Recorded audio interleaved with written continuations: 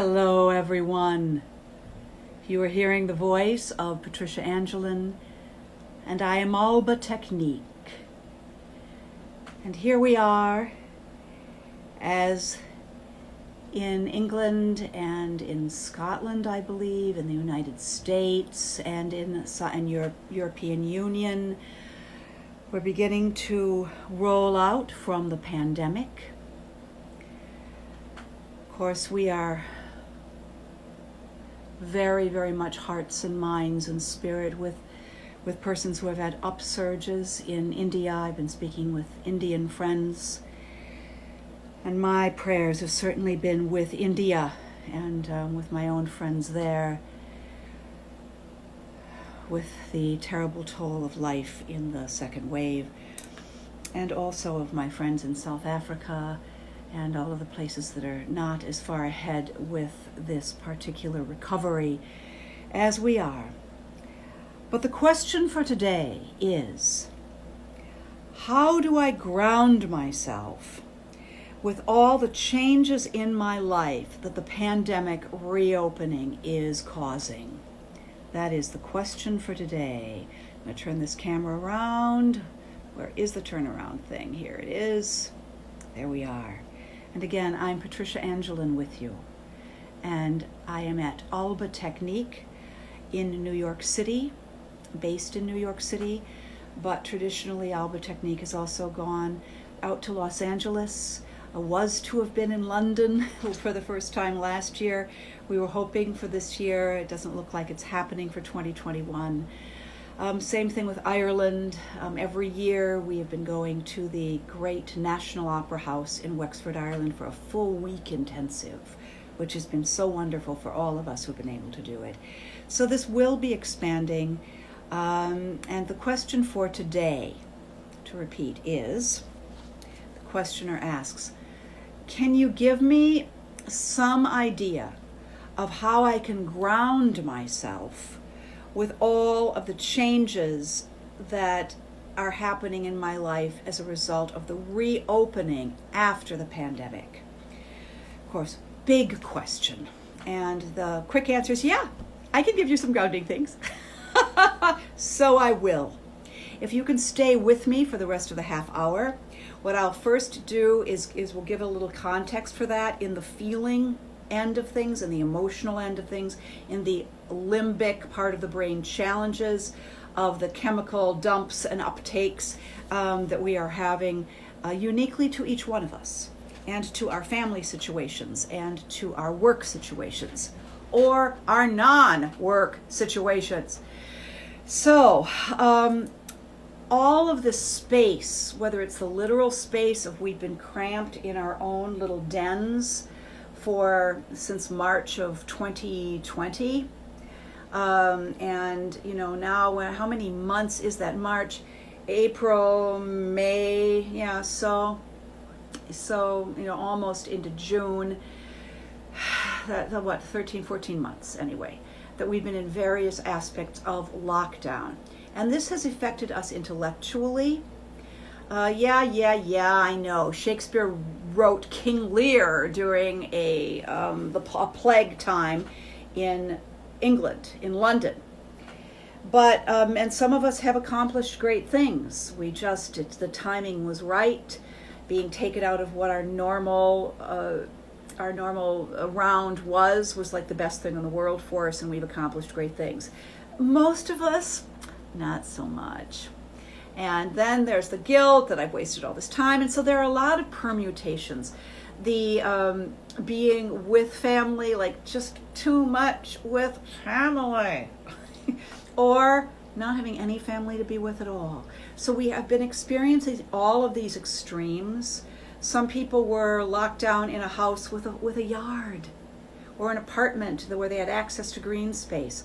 Others of us, like me, no access to green space. So moving out of the pandemic, a wonderful flower shop has opened up in the same building as the Alba Technique studio. I'm going to turn this camera around again.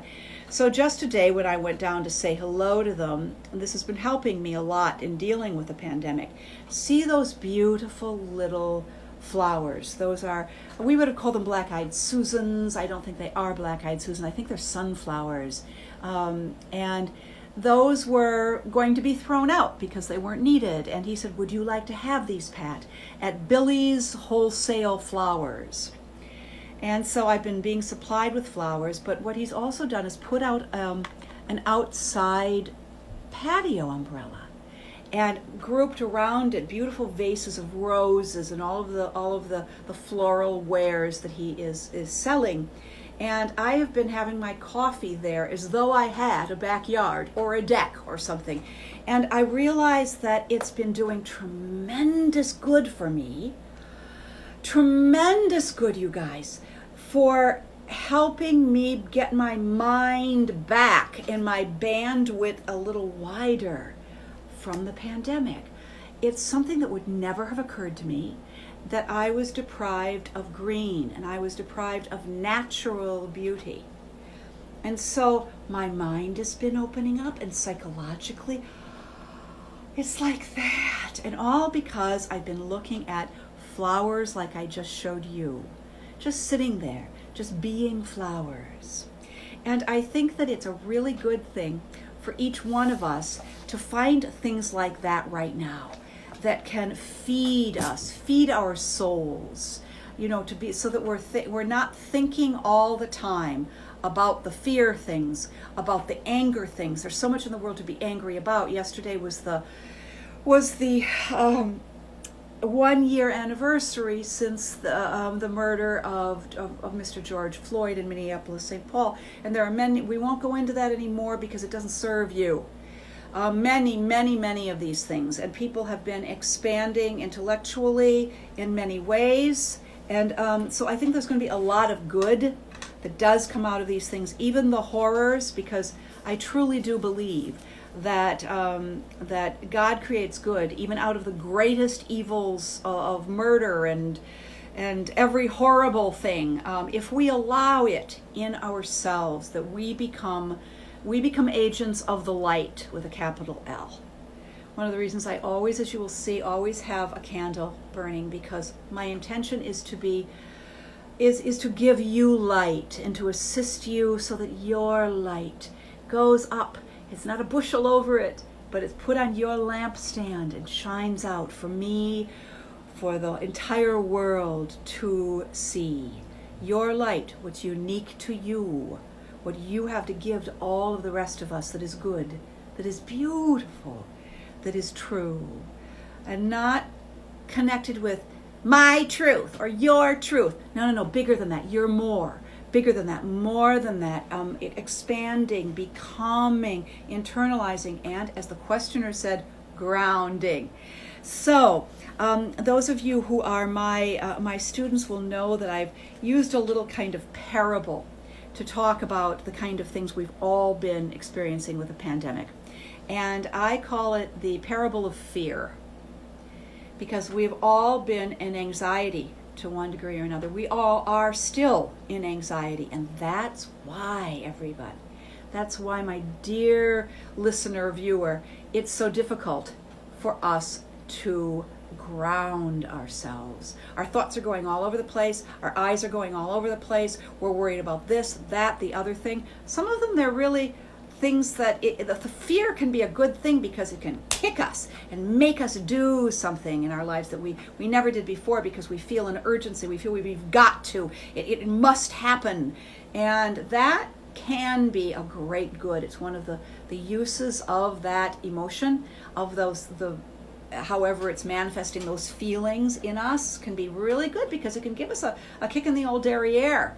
And so that's excellent. But when it goes underground, it becomes anxiety, then we are prone to being overly reactive to the things that are right around us physically, in our neighborhoods, in our country, in the world, in different ways than we as individuals ever had been before. And then that can make us very, very angry.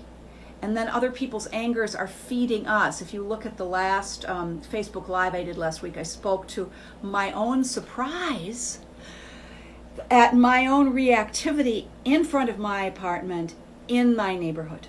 just absolutely astounded me, the level of anger that I had, but at a simple honking of a horn, there with anger on the part of the driver, very close to my ear.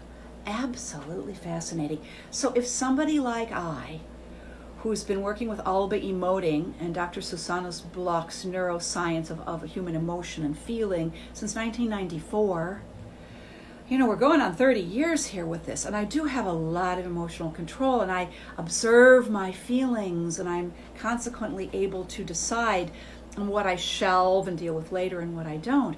So it took me by surprise. I would never have thought of it. So the parable is this. Once upon a time, there was a tribe of persons, Homo sapiens. This once upon a time was thousands upon thousands of years ago, and we were all living in a cave. And we had the sea levels, so we had plenty of we had plenty of water outside our cave. We had fresh water. We had a great cave. Good cave. We had a large extended family group. We had grandmas and grandpas, and we had itty-bitty babies, and we had little children, and we had people with all different kinds of gifts. And we had, but we were in constant danger because there were a lot of predators. There were animal predators around. And we were not, at that point in our history of our parable, we were not at the top of the food chain. And so we had, what do we do if a predator comes? And so one night, we're all sitting around our campfire within our cave, and the person who had the special gift of olfactory, of smelling, this person had, and it was a grandmother, and she could smell a predator with enough time for the rest of the tribe to get up and do something about it. And so there were hand signals so that it didn't tell the predator what was going to happen. So all of a sudden, the grandmother smelled cat. She smelled the saber-toothed tiger. And so she did the hand signal. And everybody, the storyteller continued quietly with the story, but everybody started to do what was theirs to do to get ready. The young mothers were getting ready to take the young children who were in arms to go to the back of the cave. The grandmothers were going to take the toddlers and the young children and follow after them. Everybody had their assigned thing to do after the signal. The warriors were picking up the spears, they were picking up the long knives, and they were all being very grounded until the signal of the warrior leader was given. So at the signal of the warrior leader, the warriors leapt up and they charged out, and at the very same time, all of the people who did not have those skills were going way, way, way to the back of the cave. And they killed the saber-toothed tiger! Yay! There will be meat, there will be rejoicing, there will be, the threat for the moment has passed. There's only one problem with that. In human development of that part of the brain doesn't know for sure if the danger is past. Yeah, we've killed the saber-toothed tiger, we've killed that predator. But the mind, quite correctly, primitively says, yeah, but what if it's not over? What if there are cubs? What if there's a mate? What if? That's the fear. And whereas in primitive situations, that it is perfectly what it is, because everybody has to take action. Everybody has to run away or hide or rise up and be active and do and take care of the threat and protect and defend. And that's at the primitive level. So that little parable really does hold even for us now, because we've killed the saber-toothed tiger in our immediate, environs here, as far as we know, but variants. How long does the vaccine last? If I'm with persons, do I know whether they're vaccinated or not? Why won't some people wear masks? It's just polite. All of these permutations of people reacting emotionally to how clamped down they've been for how long. And so people are both afraid and angry and trying to come out of their depressions. So that leads me to how I can actually answer this question. That's a good context. What do you need to do? Venturing out of your bubbles in order for you to keep yourself, to go back and forth into yourself, so that we're not so much engaging the world that you aren't, let's make this personal, so that you aren't so much engaging the world that you are not able to observe what you are doing and what's right for you, and how you are coming out of your burrow and looking to make sure that you don't have to pull back in again, whether you're protecting yourself or whether you're protecting other beloved persons about whom you are concerned and for whom you have a responsibility of care. So all of these bubbles, I would say that this new mental space gives us a new opportunity. The old ways are giving way to the new, but what is new? We don't know. So some level of anxiety is bound to keep popping up and popping up, even if you think you're not prone to that. And if your go-to is to get really frustrated and really annoyed and really angry at things that other people are doing badly or aren't doing, we're charging back in. Let me look at my note here. I've been talking to a couple of people since the question was asked about their work. They're going out, their workplaces are opened. And what I've gotten from the 3 people I've talked to since yesterday about this is that in organizations that are in departments and stuff, the powers that be within those care about whatever they are interested in, and I think this is, has broad applications to pretty much everything. The managers care about what they care about and what they think is important, and they're so focused on that they're leaving other departments to go along the wayside, to the great frustration of the people in those departments.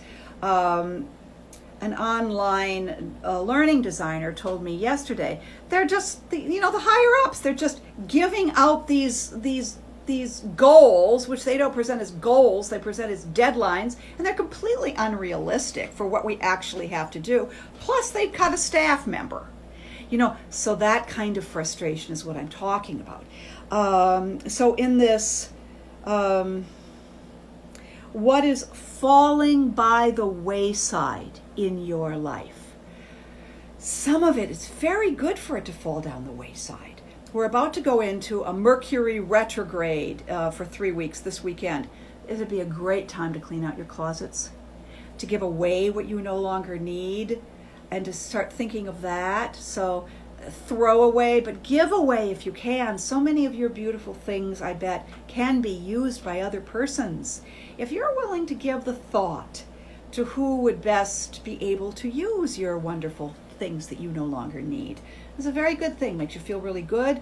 Takes a little bit of brain bandwidth, but you can do it. That will help ground you. Giving away to others what is no longer needed in your life. That's number 1. It helps you along on the journey.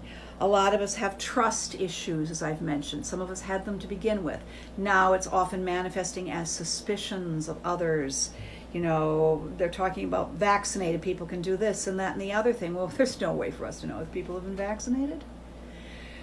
It's just the new normal. It's the way it is. There are many things we can do, but I would adjure you to ask yourself on a more frequent basis and on a daily basis, breathe in. What is mine to do right now? My mind's going all over the place.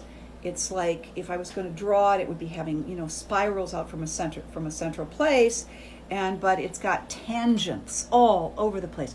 So what can you do about that? Well, you can do some very simple things. At the beginning of the pandemic, I did a series called the Selfcalming series. And that is available on the Alba Technique YouTube channel.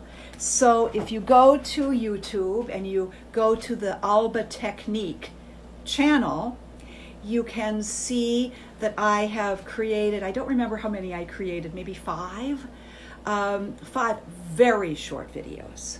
Very, very, very short, with clinically proven self-calming techniques. These things are out of psychotherapy, out of EMDR, and out of a number of things, and out of my own experience. And they do assist with calming. So you may look at those, see what calms you, discover, try each one of them, and discover what feels most calming to you, and then adapt that for yourself. Just do it. Just do it. And there are a lot of these. Many psychologists, teach certain things. Some of them are more helpful than others. Many psychologists do things that were helpful for them, but they might not be for you. That was my experience with a student who was at my somatic sensing. Soma is the body. Somatic sensing would be the ability to sense your own body and what your body is doing. I teach a 5-part somatic sensing grouping. And if you take that whenever I next offer it, I usually offer it in the 5 weeks prior to my live and in-person weekend intensives for the Alba Emoting Emotional Effector Patterns, because they help prepare people's limbic systems, their neurological systems, to be able to cope with the emotional effector patterns of Susanna Bloch and colleagues. And previous to that, I do 3 sessions of Qigong, which actually prepares you in yet another level of mind. I'm not here to sell you things, so I don't normally do this, but it's answering the question, what can you do, querent, to ground yourself? Well, look, subscribe to Alba Technique YouTube, and I've had a request to join in on this. I don't know what to do with that. I think it would put that person online to be viewed, and I'm not sure she wants that, so I'm not going to do that. The Gifted Faker is letting you know when it's next scheduled. It would teach you how to observe your body, and if you're able to observe your body, some of you might be familiar with Buddhist mindfulness, but this is practical. This is not just saying, be mindful, namaste. I shouldn't be making it sound like that, because it's sounding like it's less than. It was a great tradition, the yogic tradition. But we Western people need practical things we can do now. The Qigong is only 3 sessions, because that's something that I can give you tools that you can actually use even if you never see me again. And the same thing with the somatic sensing. Those are the things I'm able to do online, on Zoom, that will be completely good, will not harm you, and will help you. No matter where you are in life, no matter what your age is, no matter what your profession is, it will help. And then for the Alba Emoting Emotional Effector Patterns, you've got to be live and in person with me or one of the other master teachers through the Alba Method Association, of which I was a co-founder. And so people need to be certified to do this work. They need to do it well, and they need to do it ethically. And there are a lot of people out there now suddenly, as emotion as possible. So there's lots of people out there who are not persons of integrity, who are going off half-cocked and thinking they can teach things they have no real knowledge of, and think they know stuff they don't know. So, off my soapbox. So the other thing that I can tell you to do is we can do a small exercise. So go and do the Self-Calming series. Find out what works for you. Do that or those things. It will be very easy. Again, will not harm you. I have been requested to teach another live in-person weekend intensive this summer. I am looking at the July 4th weekend possibly, but I don't know yet, because I'm responding to 2 persons who asked me, please, will you teach me something this summer? And I'm trying to get their schedules coordinated. So if I do that, I might do somatic sensing prior to that intensive, whatever it is, to prepare those of you who might want to come to New York for a Saturday and a Sunday from 11 to 7 and dive into the Alba emoting emotional effector patterns. Fascinating. You would learn more about yourself than you even thought you wanted to know, and it'll all be good, and it's all fun. It's exhausting, but it's fun. I've never had a person who didn't enjoy it, whether they were actors, which is most of my people, or nurses, a speech therapist, somebody in IT, human resources. It really doesn't matter. Know thyself, said the stone on the lintel of going in to see the oracle at the Temple of Delphi in ancient Greece. Know thyself. And this helps you know your body, and when you know something, you understand it on another level, and then you use your prodigious left brain to be choosing really good things, and that's wonderful. So, the two things that I have for you: look on Alba Technique on YouTube. I think they're all under 5 minutes. Some of them are even under 3 minutes. So this is not a half an hour, time commitment on your part. These things are short. Just do them with me and see how they work. And now I'm going to do an exercise with you for right now. So do it with me, and then we'll end with a wonderful poem that I use in the somatic sensing class. I'll show it to you here and put it on camera, what I will read off to you. It's called Blessing, that's a little blurry, there it goes, Blessing the Boats at St. Mary's by the wonderful poet Lucille Clifton. And we'll turn this around in a minute, but for now, let's do the exercise in our last couple of minutes. Please make yourself comfortable in your chair, but in a way that you can feel your buttocks into the chair. Feel it. Become aware of your butt in the chair. Come into your own body. Please breathe in through your nose. Please breathe out through your mouth. And keep breathing in through the nose and out through the mouth. However you want to in through the nose, and however you want to out through the mouth. Feeling your butt in the chair. Put your feet on the ground, up and down, up and down, up and down, up and down, in through the nose. Oh, out through the mouth.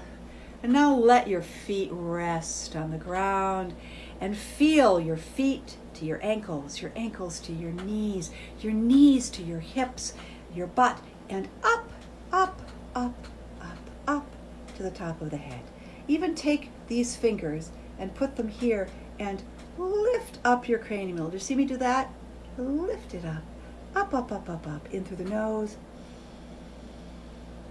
and out through the mouth. Close your eyes just for one, in and out through the mouth.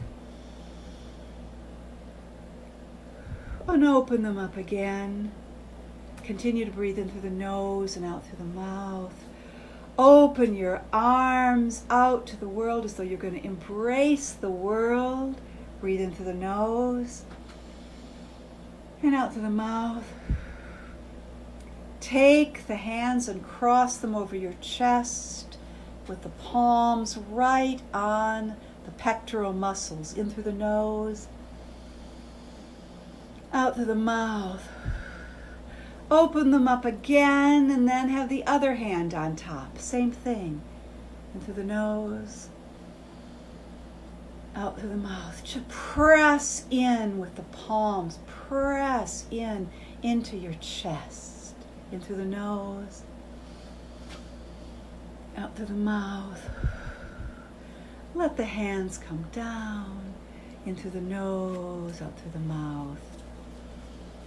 I am now going to read you this poem, and then I won't say anything else, but this will help you ground yourself, to come into your body, just like I do with the people who've been doing somatic sensing class to me at the end of a somatic sensing class. So you're getting to participate in a very special way. Here is this beautiful view of sunflowers and candles. This candle was just given to me by Jennifer Sklias-Gahan, the small one, and I'm burning it in honor of her and in gratitude to her for her magnificent work as an actor. And here is what I want you to do.